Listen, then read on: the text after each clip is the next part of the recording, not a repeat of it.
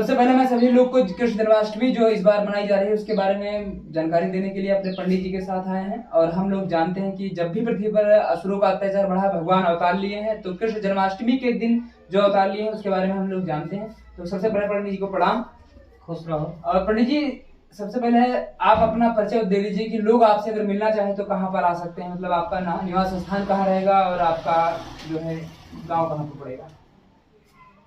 सबसे पहले मैं जितने श्रोता बंधु माताएं बहनें इस चैनल को Kuldeep of Krishna Uttar Pradesh YouTube channel से जो जुड़े हुए हैं सबको मैं हार्दिक अभिनंदन करता हूं।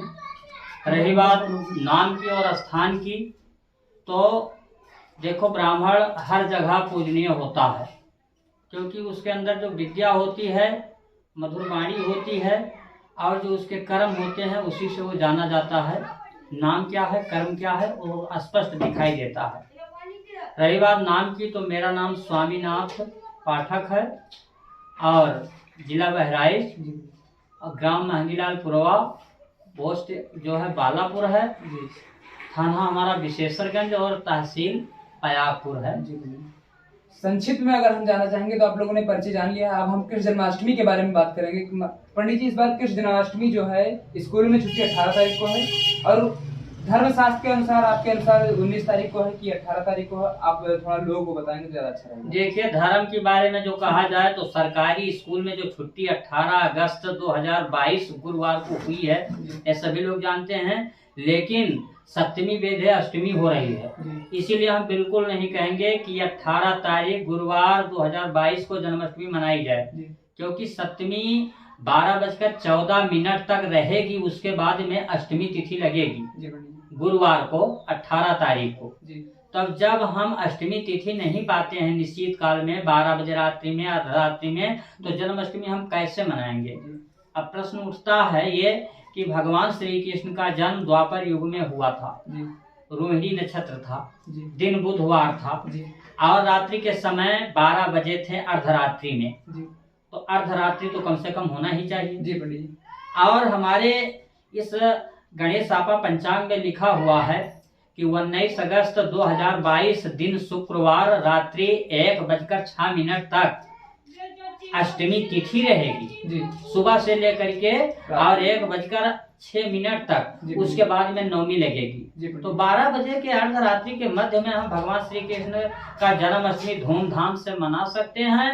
और दूसरी बात ये है कि जो माताएं और बहनें और भैया लोग जितने लोग हैं सभी लोग, व्रत का महत्व होता है सुबह से लेकर के सूर्योदय से लेकर के, और जिस दिन भगवान का, जिस समय भगवान का जन्म हो उस दिन तक अष्टमी होना चाहिए। तो शुक्रवार को इस बार हाँ, सुबह से लेकर के और आधी रात तक अष्टमी तिथि है। इसीलिए माताएं बहनें भैया लोग जितने लोग भगवान के भक्त हैं, कन्हैया जी के भक्त हैं, बाल गोपाल, सभी लोग अष्टमी तिथि शुक्रवार 19 अगस्त 2022 को रात्रि 1:06 तक ये अष्टमी तिथि है, उसके उपरांत में नवमी तिथि लगेगी। और जो लोग अष्टमी के उपरांत में व्रत मनाना चाहते हैं और नवमी लग जाएगी शनिवार को, 20 अगस्त को मना सकते हैं, लेकिन 18 अगस्त को नहीं है। जी पंडित जी, इस बार जन्माष्टमी है और जन्माष्टमी में लोग कौन कौन से मतलब प्रसाद चढ़ा सकते हैं, क्या क्या भोजन का सेवन कर सकते हैं, कौन कौन। देखिए, पयोदध घृतम च मधुम च शक्रायुतम पंचामृतम नैवानीतम स्नानम प्रतिगृहताम। ये दूध, दही, घी, शहद, चीनी, ये हो गया क्या 5 प्रकार का अमृत, पंचधन अमृत, इसको कहते हैं पंचामृत। दूध, दही, घी, शहद, चीनी, ये पृथ्वी पर इस कलयुग में 5 प्रकार के अमृत बताए गए हैं। तो भगवान को इसमें स्नान कराना चाहिए, शालिग्राम हो, लड्डू गोपाल हो, भगवान के आगे फूल है, सेंदूर है, ठीक है, और गंध में क्या आता है, अतर आता है, भगवान के आगे माल्या चढ़ाना चाहिए, माला चढ़ाना चाहिए, फूल चढ़ाना चाहिए, मिठाई का, गुड़ का और फल का भोग लगाना चाहिए। हाथ जोड़ करके भगवान के आगे एकटक देखना चाहिए, दिन भर व्रत रहें और जब रात्रि 12 बजे का समय आए तो जिस प्रकार से भगवान का जन्मोत्सव मनाया जाता है उसी विधि विधान के साथ में जन्मोत्सव मनावें और मनाने के बाद में जोर जोर से जयकारा लगावें और जो लोग जयकारा लगाने में असमर्थ हैं वो नमो भगवते वासुदेवाय 12 अक्षर मंत्र का जाप कर सकते हैं। यदि माताएं असमर्थ हैं तो भगवान का स्मरण करें, और जो भक्तगण सामर्थ्यवान हैं वो भगवान को गीत संगीत से प्रसन्न करें।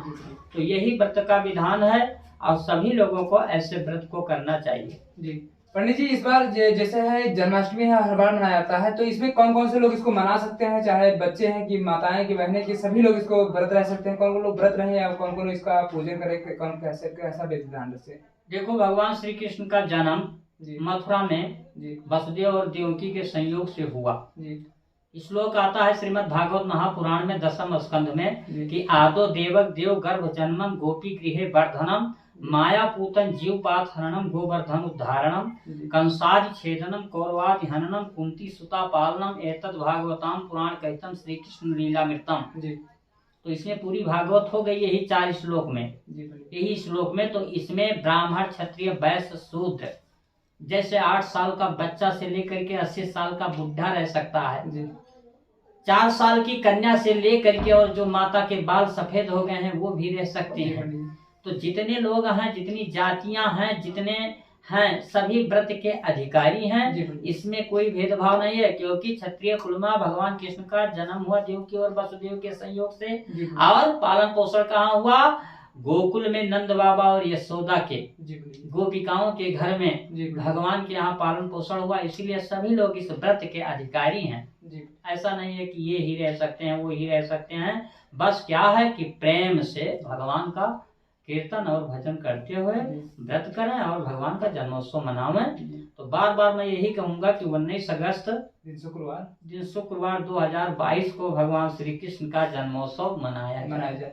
तो आप सभी लोग जान गए होंगे कि जन्माष्टमी जो है 2022 की दिन शुक्रवार 19 अगस्त को मनाई जाएगी। 18 अगस्त को स्कूल में छुट्टी कर दी गई है, जो कि रजिस्टर में है, लेकिन जब 19 अगस्त आएगा तो शुक्रवार में तिथि के अनुसार और धर्मशास्त्र के अनुसार 19 अगस्त को मनाई जाएगी। और इसी के साथ मैं रखता हूँ आप सभी लोग को जन्माष्टमी की बहुत बहुत हार्दिक शुभकामनाएं। और मैं अंत में यही कहूंगा कि आप लोग को भगवान खुश रखे और आप लोग इस व्रत को हमेशा यूं ही मनाते रहें। धन्यवाद। जय हिंद। जय श्री कृष्ण। जय श्री कृष्ण।